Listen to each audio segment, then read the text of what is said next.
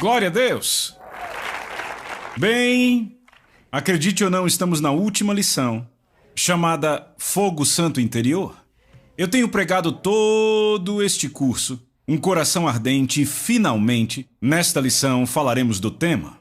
Certo, então, todo o povo de Deus precisou da correção de Deus de uma forma ou de outra, verdadeiro ou falso, porque se não há correção, você não é filho. Aprendemos na última lição, certo?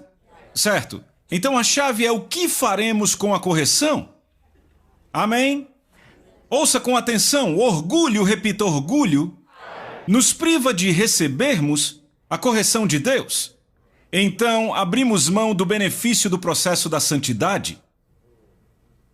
O orgulho nos priva da correção dele. E aí abrimos mão do benefício do processo da santidade. Se nos humilharmos, repita, nos humilharmos e aceitarmos a sua correção, estaremos capacitados para ouvir a voz dele com mais precisão e ver com mais clareza.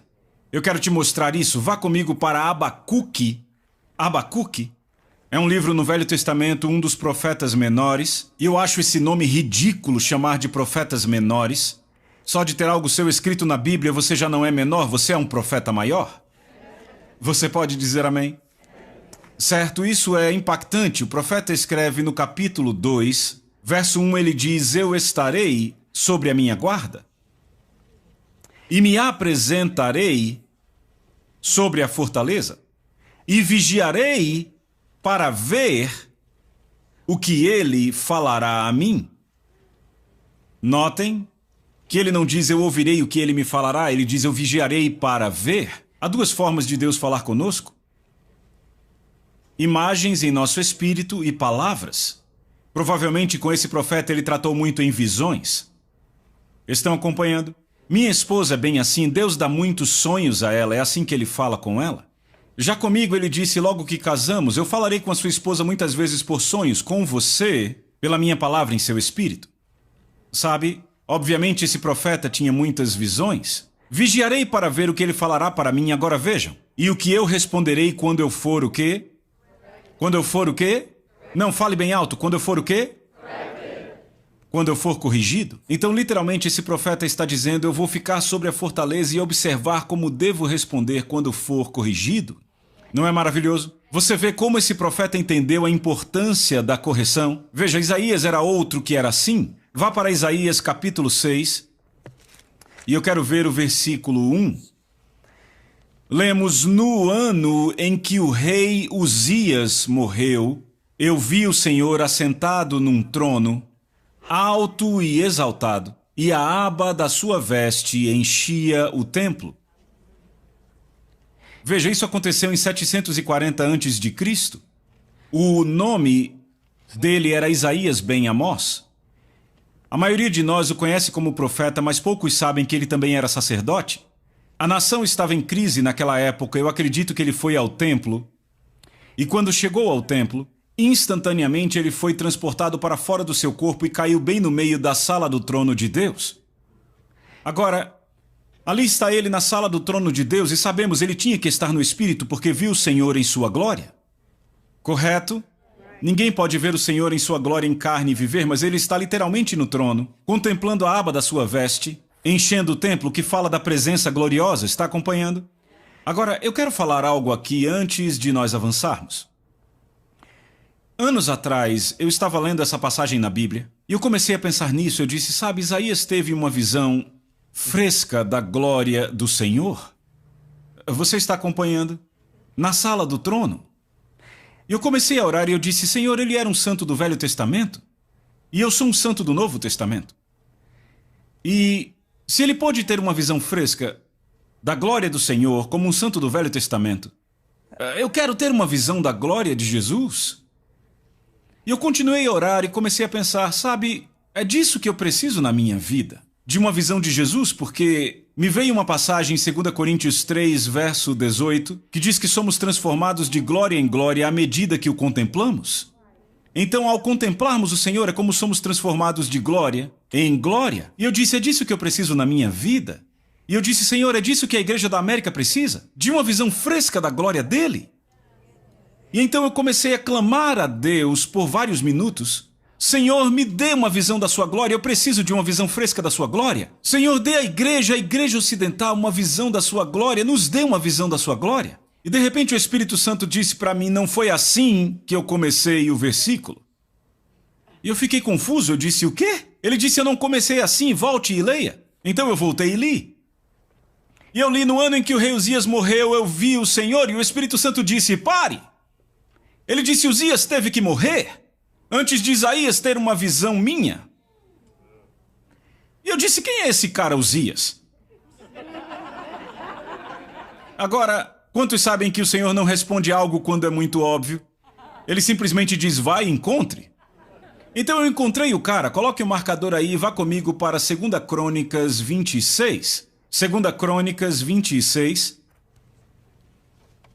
E você vai descobrir que Uzias foi um dos reis de Judá. Quantos se lembram que Israel foi dividida em 2 reinos, certo? Ao norte o reino de Israel, ao sul de Judá. Israel, sua capital era Samaria.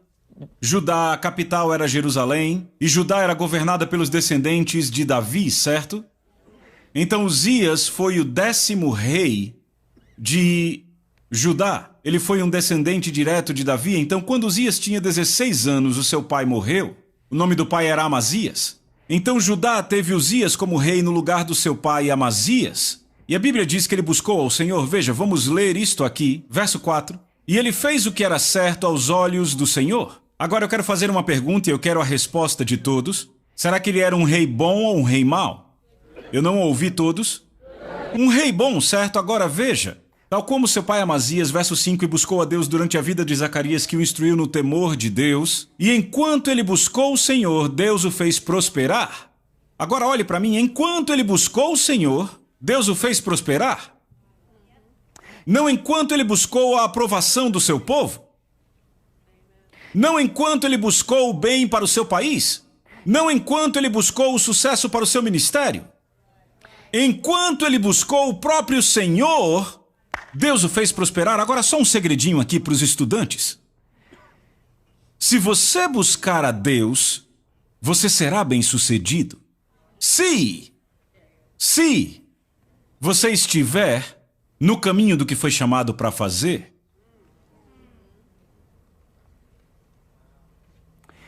Se Deus te chamou para estar no mercado corporativo e você tenta ser um pastor, não será bem-sucedido, não importa quanto busque.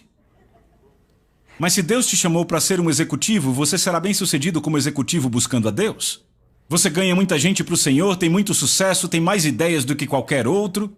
É bem-sucedido, porque quando você busca a Deus, você é bem-sucedido. Veja, pode não ser sucesso como o mundo ensina que é sucesso. Quantos aqui sabem que Elias era bem-sucedido? Mas ele recebeu comida de corvos sendo bem-sucedido? Estão acompanhando? Davi era bem-sucedido, tinha ouro e prata. Abraão era bem-sucedido, ele tinha riqueza em gado, ouro e prata. Por quê? Porque Deus fez dele uma nação. Porque Deus era bem-sucedido em dinheiro, porque Deus fez dele um reino, certo? Você será bem-sucedido, não terá falta de nada, terá abundância no que precisar. E falando de sucesso, Elias ressuscitou pessoas, nesse caso, Eliseu, Elias, você entende, pessoas bem-sucedidas. É ter a habilidade de Deus para suprir as necessidades da humanidade, certo? Então, Uzias começou a buscar o Senhor e foi bem-sucedido, repita, bem-sucedido. Agora veja bem isso, ele muda todo o quadro da nação, ele destampa os poços tampados pelos filisteus, a agricultura melhora no país e quando a agricultura melhora, a economia vai junto. Quando a economia melhora, melhoram os impostos e ele, que era um líder muito bem-sucedido, com os impostos altos, fortaleceu o exército. E ao fortalecer o exército, o que é que ele faz? Ele toma de volta dos filisteus as terras dos seus pais. Está acompanhando? Então Uzias, depois de anos e anos de sucesso, começa a construir o reino, trazendo-o de volta a uma glória que não se via desde os tempos de Salomão e Roboão, certo? Certo, agora veja o que acontece, verso 16. Mas quando se tornou poderoso, repita, poderoso. Veja, ele se tornou poderoso e o seu coração se elevou. O que significa isso? Eu não ouvi. O que significa? Orgulho. Agora veja. Seu coração se elevou para a sua destruição. Ele transgrediu contra o Senhor, entrando no templo do Senhor e queimando incenso no altar. Então o sacerdote Azarias foi atrás dele. Com outros 80 corajosos sacerdotes o enfrentaram e disseram: não é certo que você, Uzias, queime incenso ao Senhor, isso é tarefa dos sacerdotes. Filhos de Arão consagrados para queimar incenso, saia agora do santuário, pois você foi infiel e não será honrado pelo Senhor. Então Uzias, com o incensário na mão, pronto para queimar o incenso, irritou-se e indignou-se contra os sacerdotes e na mesma hora, diante do altar, morreu de lepra. Uzias se tornou poderoso, ficou com orgulho no coração. Eu quero fazer uma pergunta e eu quero que todos respondam. Quando o orgulho entra no coração, você quer ser menos ou mais espiritual? Se você respondeu menos, está errado. Ele vai para o templo adorar. O espírito de orgulho e o espírito de religião andam de mãos dadas e eles se fortalecem dando cobertura um ao outro. O orgulho te impede de admitir que você se tornou religioso e a religião cobre o seu orgulho com um comportamento espiritual. Algumas das pessoas mais orgulhosas do mundo são encontradas entre as 4 paredes da igreja. Então o que acontece aqui? Esse jovem começa a buscar a Deus, certo? E ao fazer isso, o impulso no espírito é desenvolvido. Estão acompanhando? Estão acompanhando? E então, como resultado, vem o sucesso, certo? E agora ele começa a olhar para tudo que Deus fez através dele e ele para de fazer o que fez originalmente para causar aquele impulso. Buscar a Deus. Mas pelo impulso ser o que é, ele continua avançando por causa do que fez, mesmo tendo parado de fazer. E aí cai. Estão acompanhando? Veja, a lepra no Antigo Testamento representa o pecado manifesto no Novo. Então a lepra é aquilo que todos notam, mas a raiz foi o orgulho. Eu estava orando sobre isso e o Senhor falou comigo, disse: filho, muitos ministros, muitos líderes caíram. E ele disse: eles caem em pecados sexuais. E ele disse: filho, o pecado sexual foi o que apareceu, mas não era um problema hormonal, era um problema de orgulho. Estão acompanhando? O orgulho foi a raiz, o pecado sexual a manifestação. Para Uzias, o orgulho foi a raiz, mas a lepra o que se manifestou. E eu comecei a orar sobre isso e basicamente o que o Senhor me disse foi: filho, o orgulho tem que morrer para que você tenha uma nova visão de mim. E no nível, repita, no nível que o orgulho morre, é nesse nível que você terá uma visão minha. Então me ouçam com atenção. A razão para Isaías ter uma visão fresca de Jesus foi porque o orgulho morreu. Ele era um homem humilde, estão acompanhando? Porque o que é natural no Velho Testamento simboliza o que é espiritual no Novo, certo? Volte para Isaías 6, verso 2. Na verdade, vamos ler o 1 de novo. No ano em que o rei Uzias morreu, eu vi o Senhor assentado num trono alto e exaltado, e a aba da sua veste enchia o templo. Acima dele serafins, cada um deles tinha 6 asas, e 2 cobriam o rosto, com 2 cobriam os pés e com 2 voavam. E um proclamava ao outro, e dizia: Santo, Santo, Santo é o Senhor dos exércitos, a terra inteira está cheia da sua glória. Ao som das suas vozes, os batentes da porta tremeram e o templo ficou cheio de fumaça. Agora olhe para mim. A primeira coisa que Isaías nota, além do Senhor e da sua glória, são aqueles seres angelicais enormes. E um está proclamando ao outro: Santo. Você viu que santo está escrito 3 vezes na Bíblia, certo? Muita gente não percebe isso, mas é uma forma de escrita hebraica. Toda vez que no hebraico se quer enfatizar algo, se escreve aquilo 2 vezes. Na época de hoje, o que nós faríamos, colocaríamos em negrito, usamos itálico, não é? Certo? Certo? Talvez por um ponto de exclamação. Mas os escritores hebreus, quando queriam enfatizar algo, escreviam a palavra 2 vezes. Lembra, nas últimas lições eu falei de Mateus 7? Jesus, no Sermão do Monte: nem todo aquele que me chamar Senhor, Senhor entrará no reino dos céus. Você já sabe que Jesus não era gago. Certo? Foi meio que Mateus ali sentado. No Sermão do Monte, imagine ele ouvindo algo assim: nem todo que me diz Senhor entrará no reino. E então Mateus 1, eu vou enfatizar, escreve 2 vezes. Então, você vê isso no Evangelho de João, Jesus dizendo: em verdade vos digo. Então, muito raramente nos escritos da Bíblia temos um escritor elevando uma palavra ao 3º grau. Elevar uma palavra ao 3º nível de citação é elevar ela ao nível de ênfase máximo. Você vê isso em Apocalipse, os anjos voando sobre a terra e dizendo: ai, ai, ai dos habitantes da terra, Ou seja, o julgamento que viria era bem ruim, tão ruim que não dava nem para citar. Não daria para enfatizar mais do que aquilo, entendem? Vemos também no livro de Jeremias que ele escreve o templo do Senhor, o templo do Senhor, o templo do Senhor 3 vezes. Estão acompanhando? Agora, apenas uma vez em toda a Bíblia, um atributo de Deus é elevado ao terceiro grau. É quando Isaías vê o Senhor e quando João vê o Senhor no seu trono da glória. João fala dos 4 seres viventes, Isaías fala dos serafins, e eles clamam Santo, Santo, Santo. Agora ouçam aqui. Estes anjos não estão cantando um hino. Eu sei que já escrevemos música com esse versículo e as pessoas bocejam quando cantam. Não estão fazendo uma música para que Deus se sinta bem consigo mesmo. Não estão fazendo uma música dizendo, já que Deus faz isso há 8 trilhões de anos, talvez Ele queira outra visão de outro ponto do universo. Não, não é o que estão fazendo, eles estão respondendo ao que estão vendo. Cada momento que outra glória da faceta de Deus é revelada, tudo o que conseguem fazer é gritar, Santo! Veja, eles estão gritando tão alto que estão chacoalhando os batentes de um prédio que suporta bilhões de pessoas no céu. Sabe que isso me lembra que os batentes são a parte mais estável de uma estrutura? Eu morava na Flórida e quando tinha furacões, os burros que não abandonavam suas casas, os engenheiros diziam, fiquem perto dos batentes, a parte mais estável das suas casas. Agora, o que me impressiona é notar que aqueles anjos não estavam proclamando poder, poder, poder. Será que Deus é poderoso? Mas não era o que proclamavam, nem proclamavam amor, amor, amor. Será que Deus é amor? Sim, a Bíblia diz ele é amor, mas não clamavam amor, nem clamavam luz, luz, luz. Ele é luz? Sim, ele é luz. Nem clamavam fiel, fiel, fiel. Deus é fiel? Sim, Ele é. Mas qual é o atributo de Deus que se destaca sobre todos os outros atributos? A sua santidade. Porque você tem que entender que a revelação da glória dele é a sua santidade. Você está acompanhando? Agora veja o que acontece com Isaías quando ele vê isso. Você está pronto? Veja o verso 5. Então eu disse, ai de mim! Você está vendo?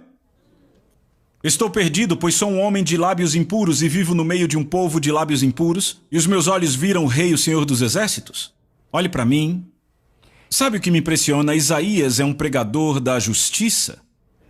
Se você lê Isaías 3, 4, 5, vai vê-lo pregando fortes mensagens para aqueles que eram desviados em Israel. Ele disse, ai dos bêbados, ai dos orgulhosos. Mas então você vai para Isaías 6, e ele tem um vislumbre do Senhor na sua glória, e não é mais ai dos bêbados, não é mais ai dos orgulhosos, agora é ai de mim.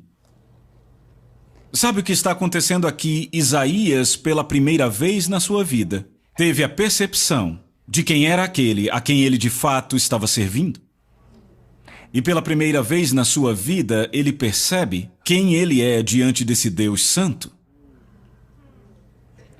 Pessoal, se querem saber a verdade, esse não é um pedido de misericórdia, é um grito de terror. Porque sabe, Isaías diz, ai de mim, estou perdido. Sabe o que significa perdido aí em hebraico? Significa literalmente desmoronar por inteiro. Então aqui está Isaías, chorando no chão da sala do trono, sentindo-se ele mesmo condenado. Certo? Certo? E veja o que acontece. Olhe isso. Verso 6, então voou um dos serafins em minha direção, tendo uma brasa viva em sua mão. Repita, brasa viva, a qual ele tinha tirado do altar com uma tenaz. E ele encostou na minha boca e disse, veja, isto tocou os seus lábios, e tua iniquidade é removida e teu pecado purificado. Então aí está a purificação, não é? Agora veja isto.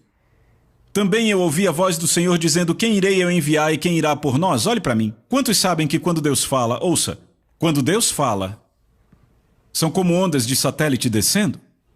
Quantos sabem que ondas de satélite estão descendo aqui agora? Certo? ESPN, CNN, ABC, Fox News, todos esses canais de TV, certo? Não estamos assistindo nada. Por quê? Porque não há receptor, certo? Digamos que quando Deus fala é como ondas de satélite. E sabe o que é o máximo? Deus fala e diz quem irá por nós e apenas um ser humano na nação inteira ouviu o que ele disse. O homem que foi purificado porque viu a sua glória e se humilhou. Eu nunca esqueço, eu estava visitando uma cidade e um homem muito piedoso foi me buscar. E ele tinha ouvido um áudio que eu preguei. Naquele dia, ele disse, John, eu tenho chorado o dia inteiro só por causa do que eu vi. E ele disse, eu estou chorando porque Deus falou comigo, dizendo, eu tenho muito a dizer à minha igreja, mas não encontro pessoas através das quais posso falar. Então ele disse, John, quanto mais do que Deus deseja falar não está sendo falado, porque não encontra as pessoas que passaram pela limpeza, pela humildade, pela purificação como Isaías. E de repente eu percebi, sabe, nós pregadores podemos pregar coisas, mas estamos de fato dizendo o que Deus está dizendo. Está bem quieto aqui? Você ainda está aqui? Agora veja isto. Então Isaías disse, aqui estou, envia-me. E ele disse, vai e diga a este povo, continuem ouvindo, mas não entendam, continuem vendo, mas não percebam. Torne insensível o coração deste povo, torne surdos os seus ouvidos e feche seus olhos. Agora, vá comigo, por favor, para o livro de Apocalipse. Vamos voltar para a igreja de Laodiceia. Apocalipse capítulo 3.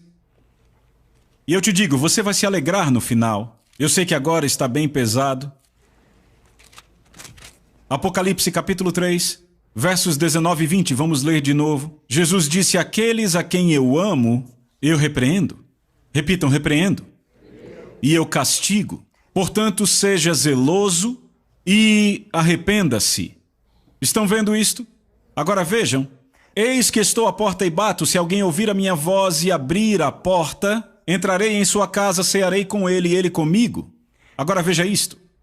Se você lembrar, Jesus diz que ele aconselhou essa igreja a comprar o quê? Ouro refinado, não é? Vestes, certo? E colírio.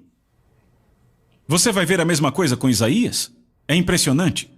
Com Isaías, ele se humilhou e recebeu o refino de Deus. A primeira coisa que recebe é a limpeza com a brasa viva, certo? Número 1. Número 2, depois da limpeza, ele se tornou o quê? Cheio de paixão para fazer a obra de Deus. Aqui estou eu, envia-me. Certo?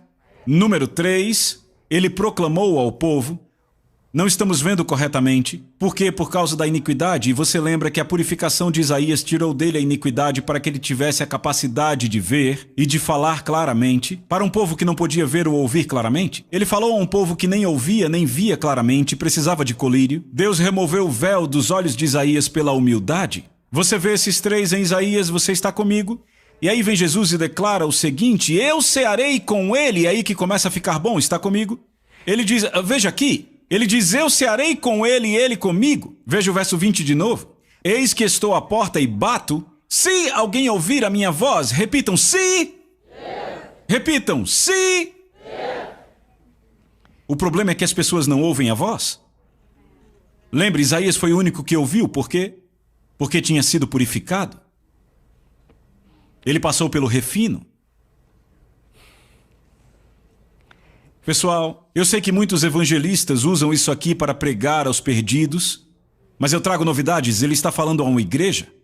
Ele está dizendo, eu estou à sua porta, à porta da sua vida, à porta do seu coração. Eu estou batendo e se qualquer um puder ouvir a minha voz. Isso não quebranta seu coração? Se alguém, então em outras palavras, ele está batendo na porta do coração das pessoas e elas não estão ouvindo. Agora veja. Se alguém ouvir a minha voz e abrir a porta, tem que abrir. Olhe para mim. O que significa abrir sua porta? Significa não manter mais nada escondido? Sem armários secretos? Armários secretos são lugares que ainda são seus. E o Rei dos Reis nunca fica em segundo lugar para ídolos secretos em armários no seu coração. Eu sei que é forte, mas isso dá vida. Eu quero conhecer a verdade. Sabe por quê? Porque eu tenho fé no caráter do meu papai. Ele é o maior papai do universo, ele é puro amor. Não há nenhum pai melhor do que ele. E tudo que ele fala para mim que parece duro é para o meu bem. Sabe, o que foi que o diabo fez com Eva? Como é possível fazer com que uma mulher abandone o Deus com quem ela está vivendo num ambiente perfeito, andando com ele em sua glória? ele perverteu a natureza de Deus aos olhos dela? Porque a ênfase de Deus foi, veja, você pode comer livremente, a autoridade dele disse, eu não quero robôs, então a minha autoridade diz que tem uma só árvore entre as miríades de árvores do jardim da qual não podem comer. E aí o inimigo vem e diz, você não pode comer de toda a árvore, né? Tira os olhos deles de tudo o que podem comer e põe no que não podem. Ela diz, se não morreremos, e ele diz, não vai morrer não. E ela olha para a árvore e percebe, aquilo é bom. Aquilo é bom, vai me tornar sábia. Então, ela diz, espera aí, há algo bom na árvore. Então por que ele está retendo? E se ele está retendo o bom daquela árvore, o que mais está retendo? E o inimigo distorce a natureza de Deus aos olhos dela. De alguém que dá para alguém que tira. E no momento em que a natureza de Deus é pervertida, ela peca. Quando você tem estabelecido em seu coração que Jesus é puro amor, que Deus é puro amor, que Ele está a seu favor, que não está contra você, que você é filho dele, que ele te ama, que quer o melhor para você, que diz, eu sei que pensamentos tenho a seu respeito, pensamentos de paz e não de mal, para te dar um futuro e esperança. Então, quer saber? Você diz, muito bem, Deus, pode vir. Porque eu vou dizer a qualquer um que eu sei que genuinamente me ama, pode vir com tudo o que eu aguento? Por isso que você ama o seu pastor aqui tanto? Ele fala de forma direta, às vezes dura, mas você sabe que este homem te ama. Por isso que você continua voltando. Porque, às vezes, você pensa, rapaz, essa foi forte. É melhor ouvir ele falar sobre bênçãos. Mas ele também se levanta e exorta vocês porque isso é tão rico. Eu sei, pode ser forte. Não é verdade? Eis que estou à porta e bato. Se alguém ouvir a minha voz e abrir a porta, entrarei em sua casa, cearei com ele. Repita, cearei com ele. Veja, ele é o pão vivo que desceu do céu, não é verdade?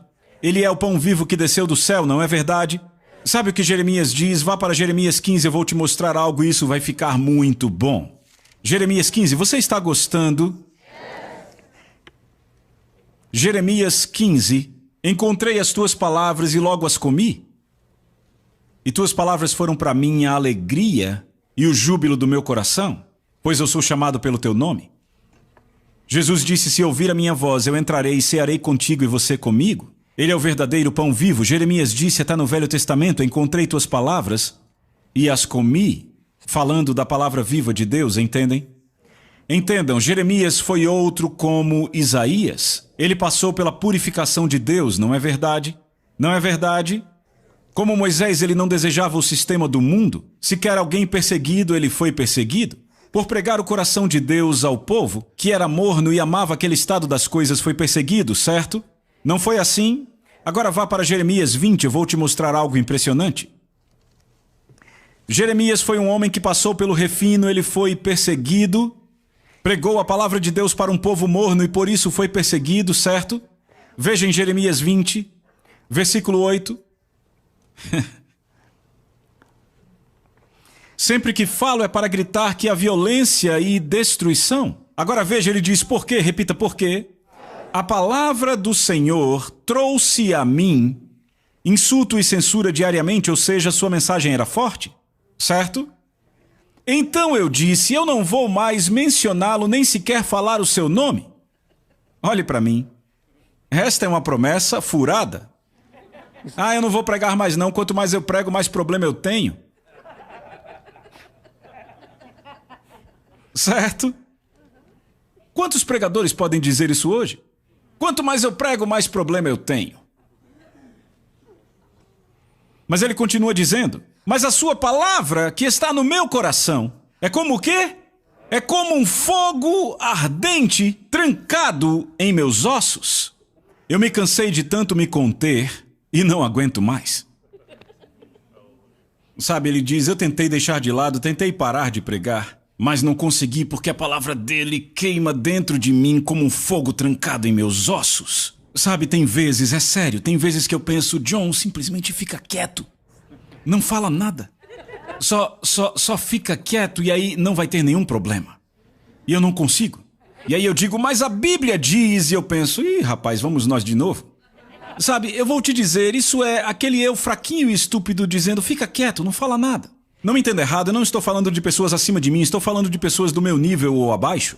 Não é seu papel levar correção a um pai, a Bíblia diz, não repreenda, mas trate-o como um pai. Eu lembro quando eu era jovem e burro no Senhor, trabalhando no ministério. Eu lembro meu querido pastor presidente, graças a Deus pela paciência dele comigo. Eu queria corrigi-lo no encontro de pastores. Eu dizia, mas pastor, a palavra de Deus diz.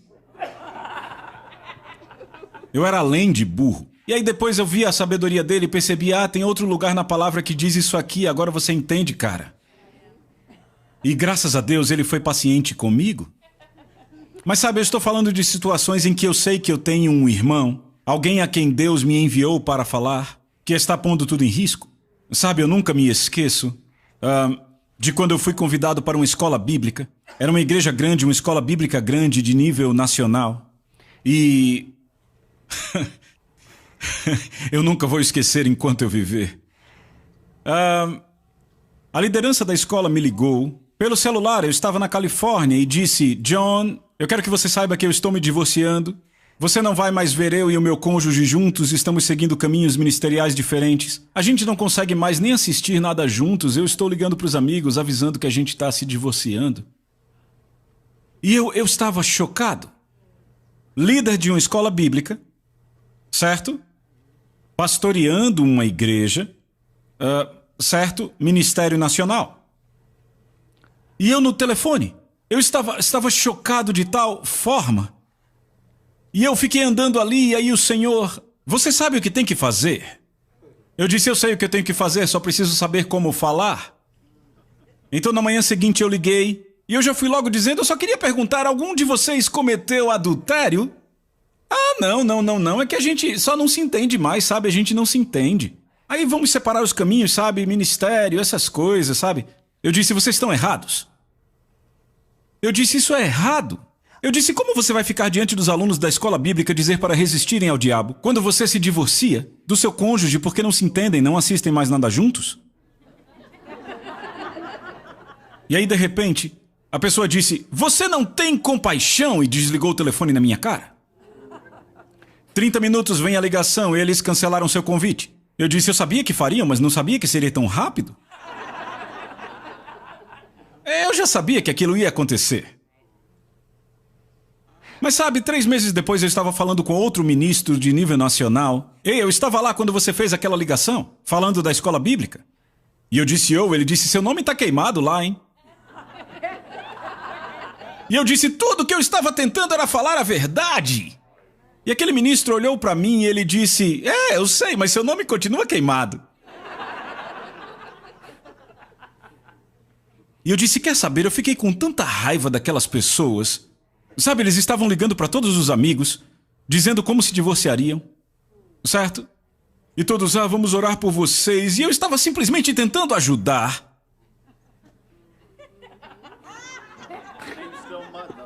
Mas o nome está queimado. Então, alguns meses depois, 6 meses depois, eu estava na Indonésia. Minha secretária me liga, olha, aquela pessoa te ligou. Quer falar com você já? Era a pessoa.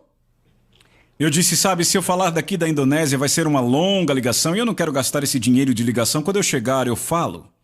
E aí, quando eu cheguei da Indonésia, a primeira coisa que eu fiz foi ligar para a pessoa. John, sabe o que aconteceu comigo depois que eu desliguei o telefone na sua cara e cancelei o convite? Não, sei não. 1 mês depois, os meus rins falharam. E eu fiz o meu primeiro tratamento de diálise. Eu acordei, eu pensei, o que é que eu estou fazendo me divorciando do meu cônjuge? E essa pessoa ligou para todo o time, ligou para toda a igreja, disse, eu estou me arrependendo, eu estava fazendo tudo errado. E ela disse, era uma mulher. Ela disse, eu disse a eles que você me ligou e me corrigiu, que eu desliguei na sua cara, eu estava errado e que eu imploraria para você voltar. Eu disse à igreja e à escola bíblica que eu imploraria que você voltasse. Eu disse, eu vou. E sabe, eles se apaixonaram de novo. E o marido morreu alguns anos depois de aneurisma cerebral. E ela chorou e eu passei horas aconselhando ela no telefone, ajudando a superar a falta do marido. E ela disse, sabe, John, eu nem acredito que um dia eu quis me divorciar dele. Entendem o que eu digo? Quando a palavra queima nos seus ossos, você não consegue retê-la. João Batista foi outro que Jesus disse sobre João Batista que ele era uma candeia que queimava, certo? Sabe, quando João Batista era jovem, seu destino óbvio seria ir e fazer o quê? Estudar com Gamaliel, a grande autoridade de Jerusalém. Todos os seus amigos estudariam com Gamaliel e um dia Deus disse deserto. E ele, o quê? Deserto? E Deus, deserto? E ele, não, se eu for para o deserto, eu serei um Zé Ninguém. Eles receberão diplomas e ministérios e eu vou abandonar meu chamado. E Deus, deserto. E João obedeceu a Deus e foi para o deserto, e a Bíblia diz que a palavra do Senhor veio a ele, e ele era uma candeia que queimava e todos vinham para ouvi-lo. Agora vejam isto. Nós somos chamados para arder com o fogo da glória de Deus, assim como Moisés, Isaías, João, Paulo e tantos outros. Mas isso nunca vai acontecer se nós não nos separarmos do mundo. Este é o foco deste curso inteiro. Isaías diz, ei, levante e brilhe, porque a glória do Senhor, ela nasce sobre ti. Ele não diz que ela morre, ela nasce sobre ti, certo? E ele diz, porque as trevas cobrem a terra e a escuridão os povos. Isso não é o milênio, o reino de Cristo, certamente não é o céu. Ele está falando da nossa vida agora. E ele diz que nesse tempo de vida ele trará a sua glória. Porque ele diz em Isaías, eu glorificarei a casa da minha glória. Tem outro versículo que diz, e eu li esse versículo lá no primeiro ensino, que diz que 10 homens agarrarão a barra das vestes de um judeu, no nosso caso de um crente, e dirão, nos leve ao seu Deus. Assim como Pedro, quando o fogo de Deus veio, será que ele disse, olha, estamos num avivamento, peraí que eu vou explicar tudo isso para vocês? Não. Ele disse, isto é aquilo que se profetizou porque todos viam fogo sobre ele, entende? Ei, você entendeu? Nós não teremos mais tempo, mas você pode ler no livro Um Coração Ardente que Deus diz que haverá 2 tipos de pessoas nos últimos dias. O primeiro tipo é aquela pessoa que está na igreja e é salva, mas o que faz? Ela reclama nas tribulações, repita, tribulações. Mas há outras pessoas nas mesmas tribulações que falam uns aos outros no temor do Senhor e um livro é escrito sobre elas. Eu quero que você abra comigo então no livro do profeta Malaquias, Malaquias capítulo de número 3. Deus diz que ele vai refinar a igreja com provações. Vocês têm dito palavras duras contra mim, diz o Senhor, e assim perguntam, o que falamos contra ti, Senhor? 14, dizem, é inútil servir a Deus, o que ganhamos quando obedecemos seus preceitos? Nos lamentamos diante do Senhor, consideramos felizes os arrogantes, pois prosperam os que praticam mal e escapam ilesos os que desafiam a Deus. Aqui está um monte de gente passando por provas e estão dizendo, sabe, aqueles pecadores ali estão felizes, contas bancárias cheias e a gente com uma prova atrás da outra. Deus diz, vocês estão reclamando com palavras duras contra mim, certo? Veja o versículo 16. Depois aqueles que temiam ao Senhor, repita, temiam ao Senhor, falavam uns com os outros e o Senhor os ouviu com atenção e foi escrito um livro de memórias sobre eles, certo? Acerca dos que temiam ao Senhor e honravam o seu nome. Você viu isso? Ei, você viu isso? Verso 17, eles serão meus, diz o Senhor dos Exércitos, no dia que fizer minhas joias. Ei, o que é precioso passa pelo refino, não é verdade? Você está entendendo? Terei compaixão deles como o pai tem compaixão do filho que obedece. Vocês verão novamente a diferença entre o justo e o ímpio, entre os que servem a Deus e os que não servem. Ou seja, antes do refino não dava para saber a diferença entre quem amava a Deus e quem não amava. Selá. Capítulo 4, pois certamente vem o dia ardente como uma fornalha. Repitam, ardente. Os arrogantes e malfeitores serão como palha. E o dia que está chegando os queimará, diz o Senhor. Não sobrará raiz ou galho algum, mas a vocês que temem o meu nome. O sol da justiça se levantará trazendo cura em suas asas. Repitam, o sol da justiça. Veja, não é um ser de justiça, é o sol da justiça. E o sol é o quê? Uma grande bola de fogo. Lembra de uma lição em que eu pedi para o Doug subir aqui? E eu mostrei como o Senhor estava vindo para o seu templo? Lembra disso? Ele está vindo como uma grande bola de fogo. O sol da justiça se levantará trazendo cura em suas asas, e vocês sairão e saltarão como bezerros soltos do curral. Depois esmagarão os ímpios, que serão como pó sob as solas dos seus pés. Está falando dos demônios, das forças das trevas. Veja, isto vai acontecer ao povo que, no meio das tribulações, continuarão meditando na palavra e falando uns aos outros a palavra de Deus. Não é verdade? Assim como Jeremias. Agora vá para Lucas e eu vou te mostrar um exemplo real disso para encerrarmos. Evangelho de Lucas, capítulo 24. Lucas, capítulo 24, por favor.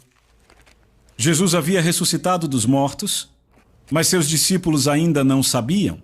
Verso 13, 2 deles estavam viajando no mesmo dia numa vila chamada Emaús, a 11 quilômetros de Jerusalém.